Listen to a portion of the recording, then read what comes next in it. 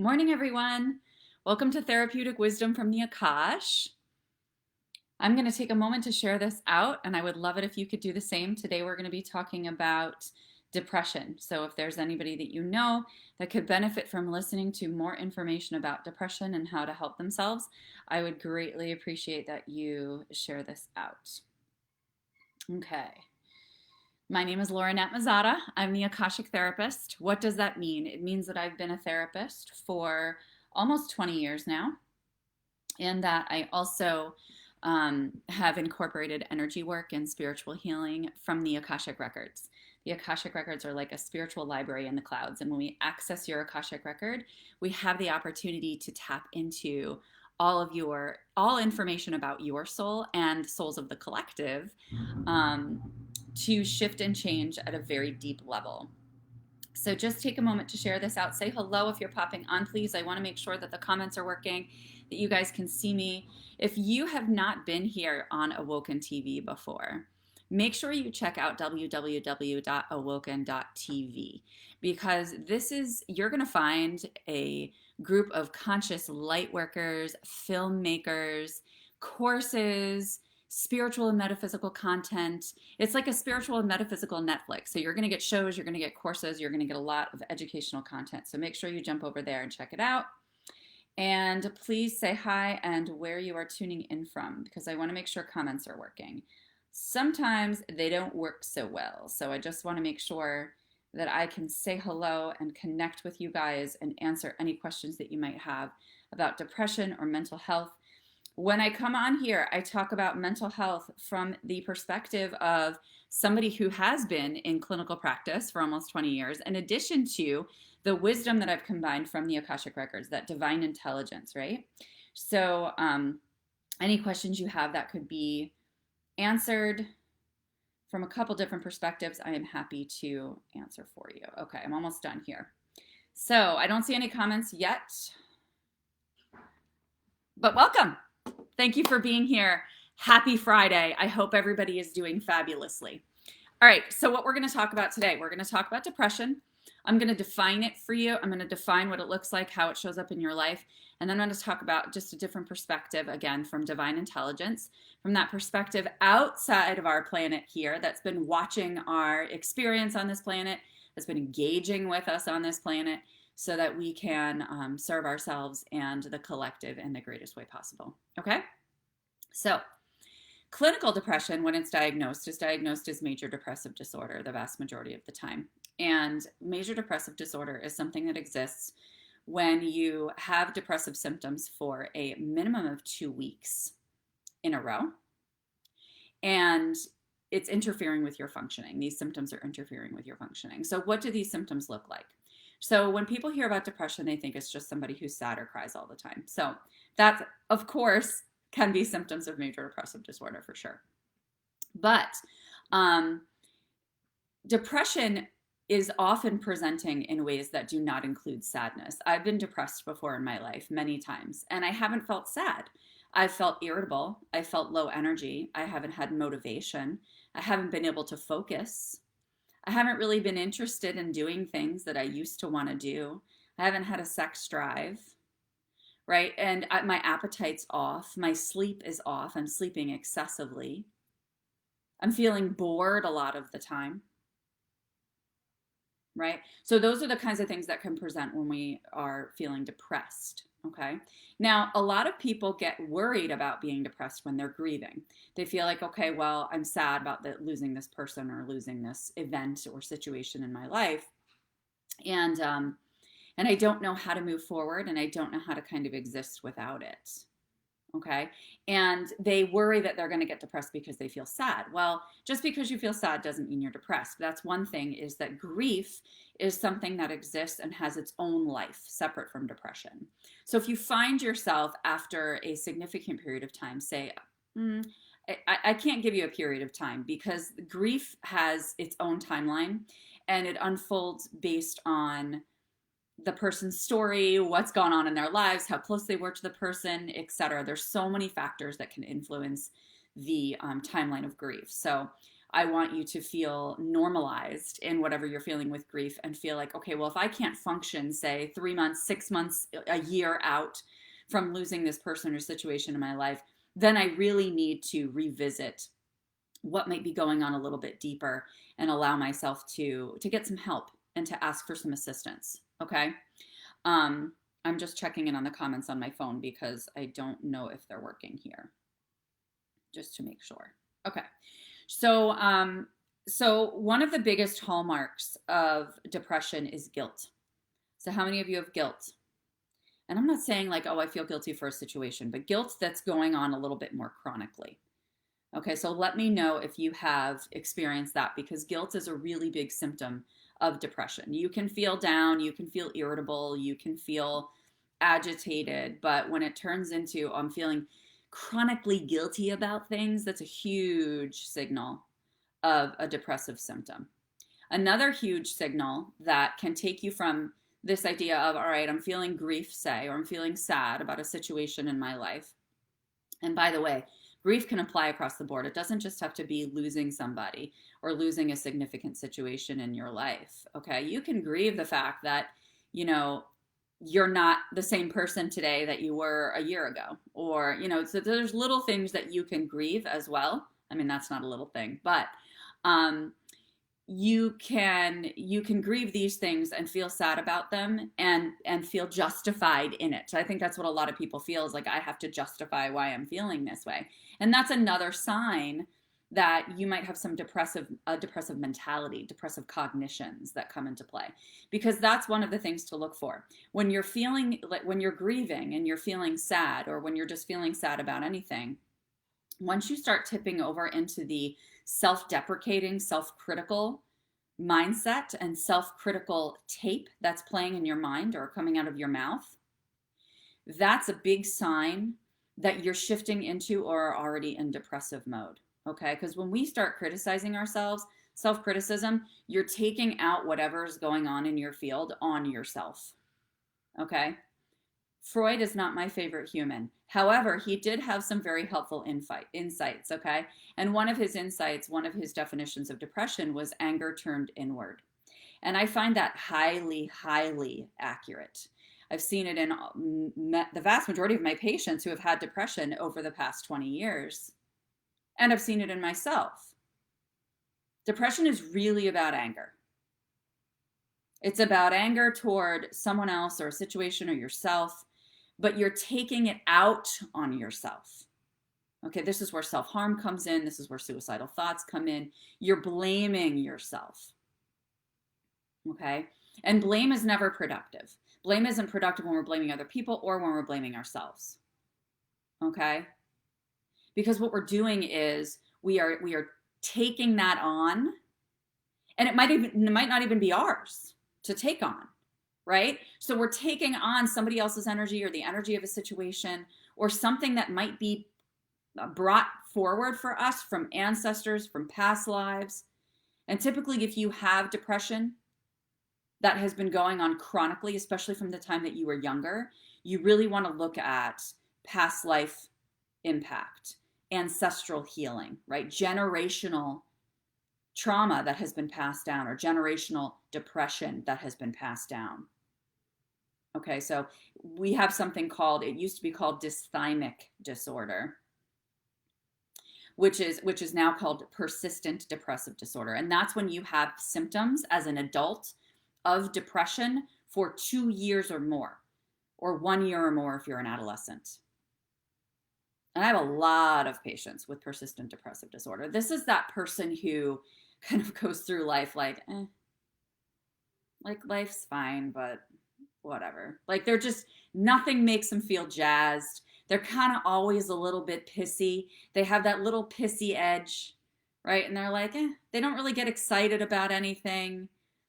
And they're kind of always on that negative edge, right? That negative mindset, or that judgmental mindset. And yes, that's a quality of major depressive disorder, but it's also persistent depressive disorder when it lasts for a long period of time, and it's almost become part of your personality, right? Where you're just kind of like, And at that point, you really feel like there's no hope. Hopelessness is a huge issue with depression. I'm sure many of you know. And that is why one of the number one things to assist you with moving through depression and help you bring your head up above water is to find your purpose, to have a purpose. If you can't find your purpose or you don't have the motivation to do so, then we talk about other steps that you need to take to be able to get to a place of at least receiving or trying to look for your purpose. And by the way, guys, I'm seeing absolutely no comments on my phone or on the live. So if you guys are placing comments, I may end up seeing them later. Or if you're not placing comments, place comments. Say hi. I would love to say happy Friday to all of you. But either way, tag me in the comments and I'm happy to get back to you later. Okay, so purpose. Finding a purpose. You know what I find a lot? I've been seeing this so much. People who have children, and then the children move on. The children get older, and they start living their own lives. They leave the house. And then the parent or parents are like, now what do I do? Now that's empty nest stuff, right? You get used to that. You adjust over time, and it's a transition. It's a period of grief. But their children were their purpose. Very common at this time for people to get a dog or a pet, right? Oh, morning, Jennifer. Thank you so much. Yeah, I'm seeing it on my phone, but I'm not seeing up here, which is what I thought. I really appreciate it. Thanks. And so what is it that that person has lost? Really nothing. What they've been offered is an opportunity. They've been offered an opportunity to focus on themselves, right? And that's the last thing you want to do when you're depressed, is to focus on yourself, because you don't really like yourself very much and you're very self-critical. One of the best things to help with depression that I have found is to do things for other people. Because when somebody's really depressed, you're not going to necessarily be motivated to do things yourself, but to increase your motivation, do something for somebody else, even if it's little. Send them a nice little text. Bake them brownies. Send a card in the mail. Send a quick little voice note. And I say these things because you can go buy them a plant. Send them something from Amazon that you think they'd really like, even if it's tiny, if it's like $2. Because when we do things for other people, we're lifting them up. We're lifting up the relationship which exists between the two of you, right? So that's magnified. And when that's magnified, it then fuels you. And then you feel better. Literally impossible if you do something for somebody else for you to not feel at least a little bit better. Okay, so that's one step towards getting a little bit more motivated. The other thing that I always love to say, the best treatment for depression is compassion and understanding in addition to a kick in the ass. Okay, you really do need a kick in the ass when you're depressed. Trust me, I've been there many times and I've needed that too. You want somebody to help you if you can't help yourself. And so at that point, you allow somebody to offer you some compassion. 20 minutes, that's what I say. 20 minutes is the limit. Oh, I'm so sorry. Tell me what you're thinking. I want to understand what's going on. I'm here for you. I love you. I'm so sorry you're going through this. Give them 20 minutes, right? To allow this energy to move, because emotion, guys, is emotion, energy in motion, always moving. Our emotions can move. They are temporary.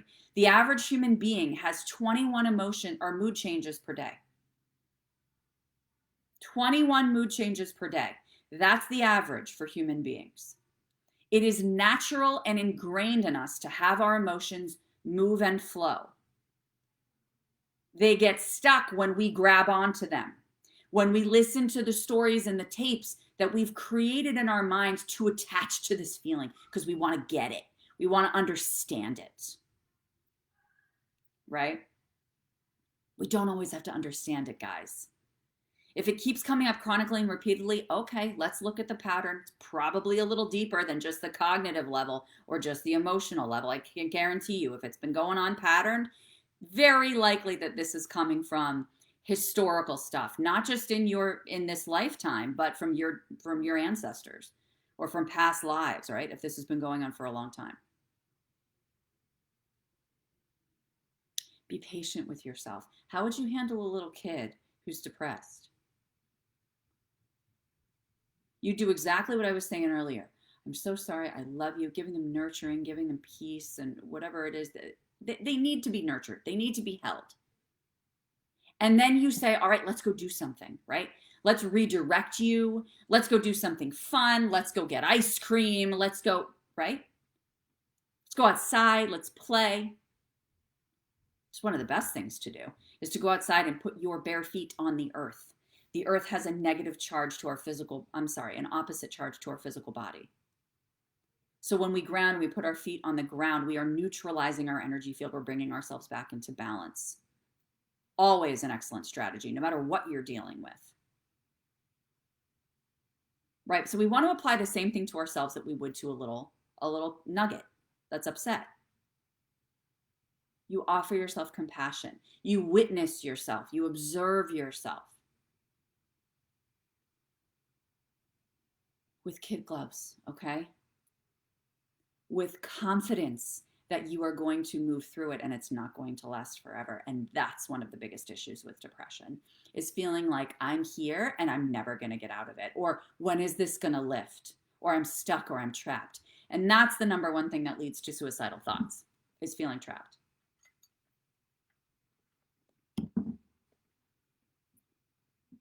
Because you feel stuck. You feel like there's no way out. Okay, thank you, Jennifer. Yeah, definitely share it out to anybody who has this experience. And let me know, guys, what questions you have about depression. I'm always happy to field those for you. All right, so that's what we're going to do, right? We're going to show ourselves compassion, and then we're going to give ourselves a kick in the ass. And if we can't give ourselves a kick in the ass, we ask somebody else to give us a kick in the ass. There's been many times that I've been depressed, and my husband's just been like, all right, enough. Let's go. This is what we're doing.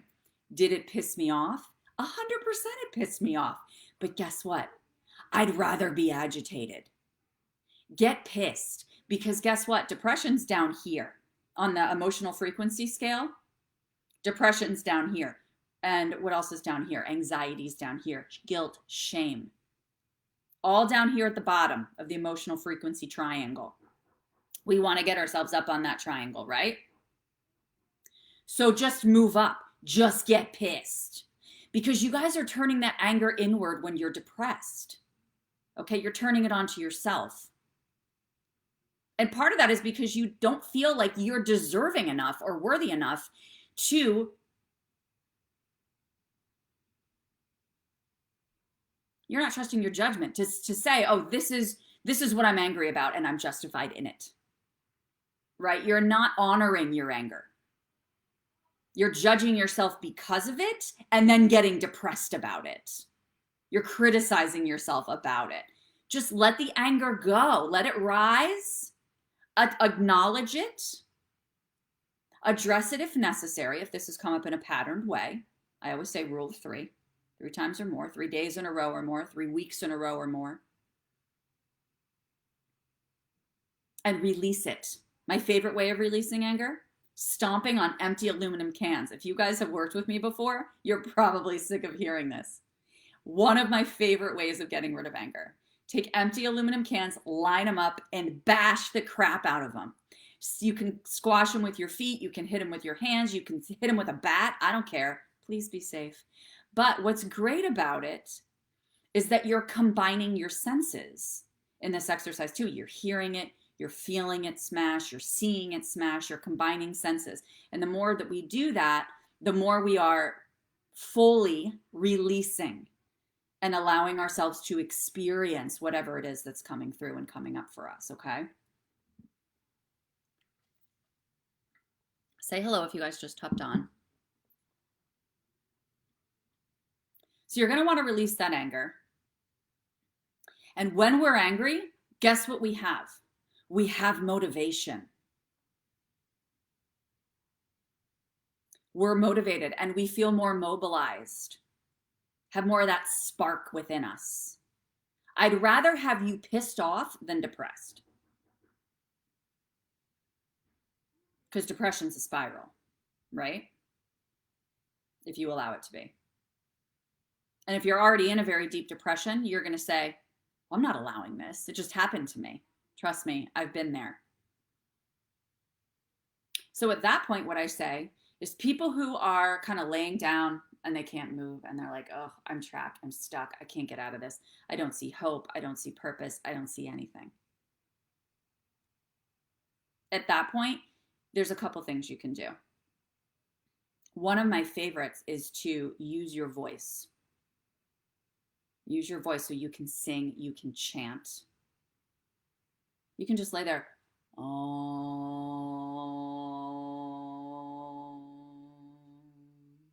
Just start to lift your vibration, lift your frequency by chanting, by using your voice. It doesn't matter really what you say. Chanting's the best, of course, because it's going to assist you with moving your vibration and bringing you back into what we call unity consciousness, which is not feeling alone, feeling like you're kind of connected to something. Okay? Just putting your feet on the ground and saying gratitude statements for absolutely every single step you take. I'm so thankful I got to put my feet on the ground. I'm so thankful I get to walk to the bathroom. I'm so thankful that I have indoor plumbing. I'm so thankful that I have soap to wash my hands. I'm so thankful that I have toilet paper. You know, and this is one of the key rules, guys, with depression. Do not wait until you're feeling it to do it, because I promise you, you will not get there if you're just waiting until you feel it. The emotional shift always comes last when we work with treating mental illness of any kind. Okay, that always comes last. You can change your actions, right? You can change your thoughts and your perspective and your mindset, but the actual feeling, that's already sunken in a little bit deeper. Okay, so that's going to come last. So you got to be patient. You just have to do these things without having to have the feeling of, oh, I feel better, or, oh, this is working, right? You just have to do it. I remember when I started using affirmations and I was so pissed off because I was like, this is stupid. This is not going to work, right? I did not feel hopeful. And I just kept doing it. I kept getting drawn to do it. So I just did it. Same thing with gratitude. Not really sure if I believe this works, but I'm just going to keep doing it. 21 days makes a habit, my friends. You're going to get sick of me hearing that one. Saying that one. Do it for 21 days. It's going to start becoming ingrained. It's going to start to become automatic. Yes, Jennifer, absolutely. You can PM me anytime. Yeah, and if you guys don't feel comfortable posting questions on, publicly, totally get that. Go ahead and throw it in my private messages and I can get back to you on Messenger. Just be patient with me, please, because Messenger gets pretty backed up. Okay, so are there areas of depression that I have not touched yet for you? Because I would love to be able to assist you with that. What we need to really expand is our ability to self-love.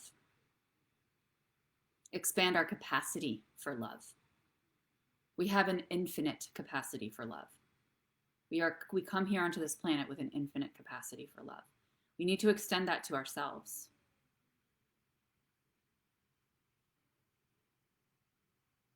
Don't be ashamed or afraid to ask for somebody to assist you in this area. And be okay with being pissed off. Knowing that you're making progress when you're angry. Knowing that you're moving forward, that you can do something with that. That you're motivated.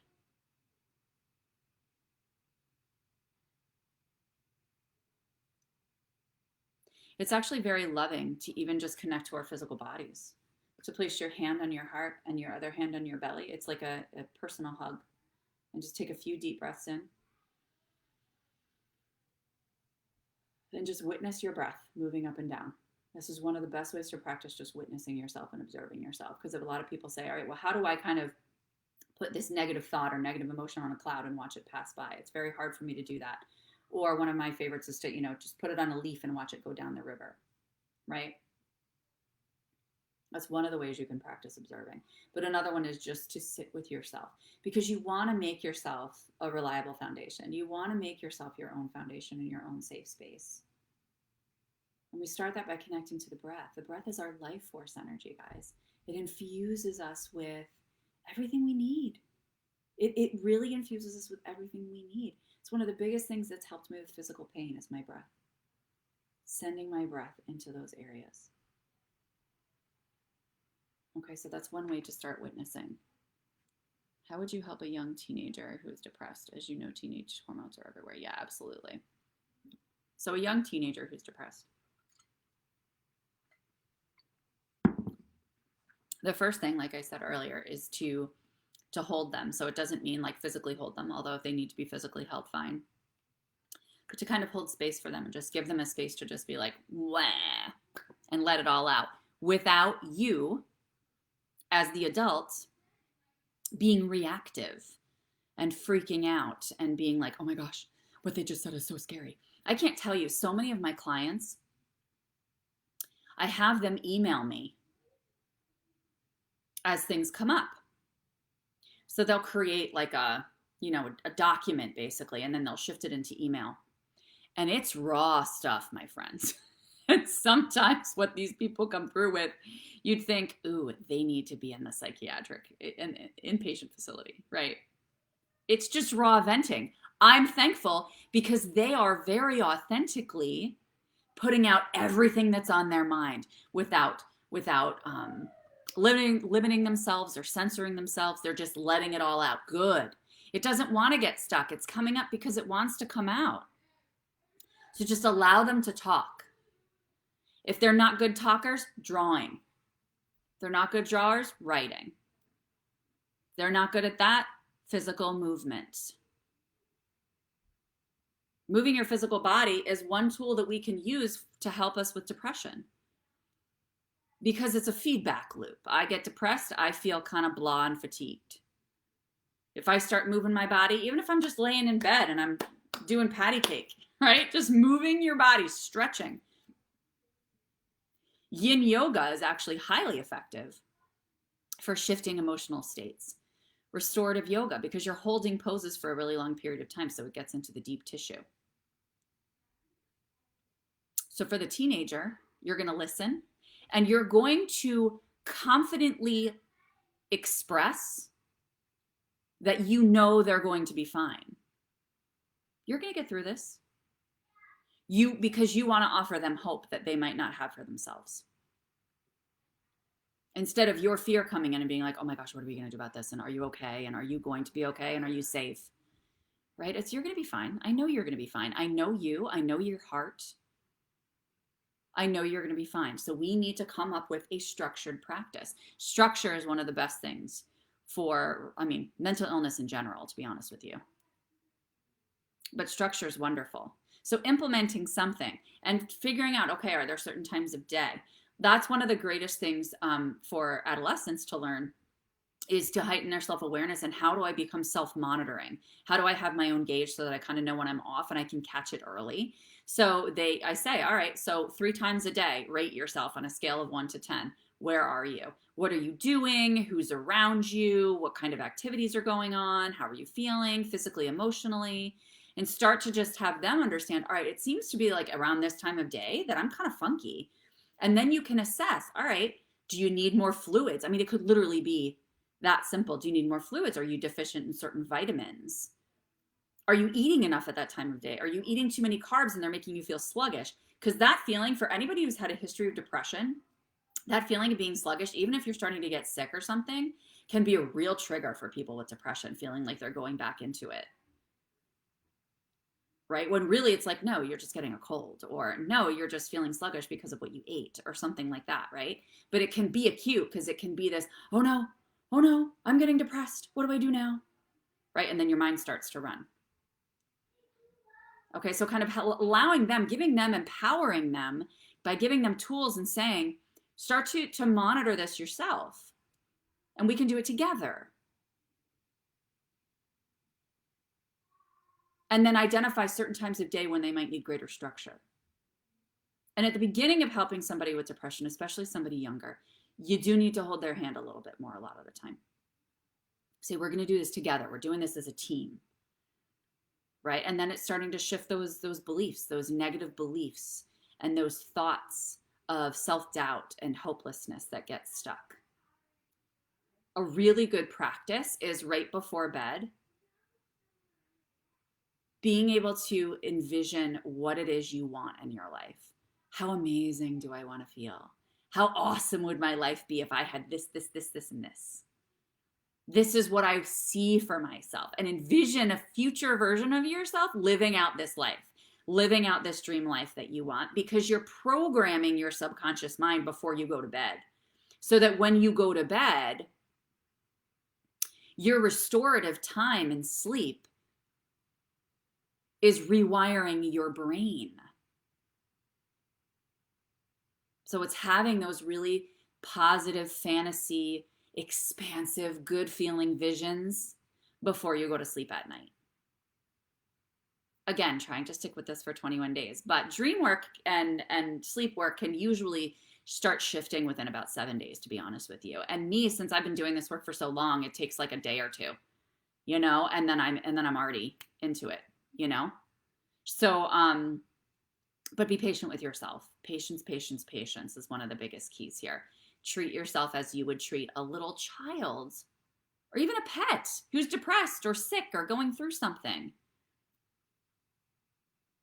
One of the best books, and I think I might have mentioned this on a previous show. I'm looking for it here. Oh, here it is. It's the Love Yourself, Heal Your Life workbook by Louise Hay that we went through this in Room for Healing, which is my free private Facebook group. And all the videos are saved under units.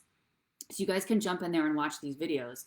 But this workbook's phenomenal for teaching you how to shift beliefs. Because a lot of people are like, well, that's great. I hear all this crap about shifting limiting beliefs, but how do I do it? This is a really good starter's guide. Really good starter's guide. And it's one to keep referring back to over and over and over again. Okay. It's a companion guide to the book You Can Heal Your Life, which you can get to, but it's not necessary. But starting to shift your beliefs. So the first thing we do is we shift our actions. That's either making noises, making sounds with your voice, moving your body, saying gratitude statements, right? Those are actions that we're taking as we're going through our day. Doing something nice for someone else, like I said, really raises your vibe, raises their vibe, raises the vibe of the relationship that exists between you, which fuels you both. And the more people you do this for, you start to create this circle of higher vibe that starts to surround you. Surrounding yourself with those people who are loving, but also have limits and boundaries and don't take BS, and they'll call you on your stuff. Because that's what you need. You need the compassion and a kick in the butt. Okay? So let me know what's coming up for you guys around this. Any statements or concepts here that have irritated you, that have agitated you, because that's a good thing. If I've agitated you, my work here is done. I'm thanking the universe. Because it's good. You want to stir up that stuff that's like, oh, that irritates me. Okay, what is that about? What is that reflecting for you? Because I'm telling you, it's agitating you because it's actually raising your vibe up if you were feeling a little down or upset about something. Good. Get yourself fired up. Use that fuel. And you're welcome if I fueled you at all in that. And for those of you who are assisting people with depression, don't be afraid to piss them off. If they're not safe, because you feel like they're really at risk of harming themselves or someone else, speak to a professional, please. And never hesitate to ask somebody if they're having suicidal thoughts, by the way, if they're depressed. People think, oh, I'm going to put the idea in their head. Trust me, they've already thought it. 95% of America has had a suicidal thought at some point in their life. So you're more likely to be able to have people be like, oh yeah, I've had that thought. So don't shy away and just have confidence in the people. You know, have confidence in them. Know that you're going to get past it, that you're going to get through it. Okay. So, and then join Room for Healing, guys. We're doing an awesome challenge right now that would really assist you. It's a pretty deep challenge, to be honest with you. But we are doing a timeline challenge where we are posting pictures of ourselves from the time we were born until where we are now. And there's a journal prompt that's going with each day. And it's really allowing us to excavate some of that inner child stuff. There's a lot of inner child work that has to be done for people with depression. As you can tell, there's so many layers to depression work. It's not just one. It's not just, okay, let's just fix your thoughts or your behaviors. No, depression is multi-layered. And most of the time, it's rooted in past life or ancestral healing work that needs to be done. So join us for the timeline challenge in Room for Healing, because even if you just do one day, you know, I promise you're going to find an insight about yourself. You're going to become getting a greater, more intimate relationship with yourself. You're going to understand yourself better. And when you understand yourself better and you have greater clarity, then you know how to move forward, right? Jennifer, I can support you on that. So just let me know. Or implement some of the things that I talked about already, and then let me know how it goes. Okay, so join me in Room for Healing for the Timeline Challenge. Yay. I think we're on day 5 at this point of a 21-day challenge. You can join at any time and just give yourself that gift. Giving yourself the gift of a single moment, guys, allows you to become a greater, consistent foundation for yourself, a reliable foundation for yourself. Even if it's just, I'm going to, you know, wake up in the morning and take one deep breath. That's fine. It's a commitment to yourself, which gives you the message that you matter, that you're deserving of that moment. The fact that you've showed up here and that you're watching this is an investment in yourself. It's a commitment to yourself. Celebrate that, okay? Use your resources. Know there's resources around you. There's the book. There's Facebook. There's the internet. There's Instagram. There's Twitter. There's people in your life. There's support groups, online and in person, that you don't have to do this alone. And don't do it alone, especially if you're really depressed. You are going to need somebody to help you, at least at the beginning. And then once you start getting these things down, then you're going to be able to go it on your own, okay? My goal is to be scarce in my patients' lives because I want them to be able to manage this independently, because that's empowering, right? So if you guys want to jump on my calendar, feel free. I have a free Akashic mapping session that I offer to just assess where people are, and then we can identify, all right, what are the components here that you need to be able to move forward and find your purpose or get to that highest level of yourself, right? And then we can talk about how we can work together to be able to move forward and support you in living your best life, getting out of your funk, getting to amazing. Okay, so I think that link's already actually in this post. But I will also put the link for Room for Healing there too, so you guys can jump in there and get some support. Okay? So I love you guys. I'm here every Friday at 10 a.m. Eastern, 7 a.m. Pacific, 3 p.m. UK. So definitely leave your messages here in the comments with the tag of my name so that I can come back and support and assist you, or you guys can send me private messages as well. All right? Thank you so much for watching. Love you all. Have a beautiful week.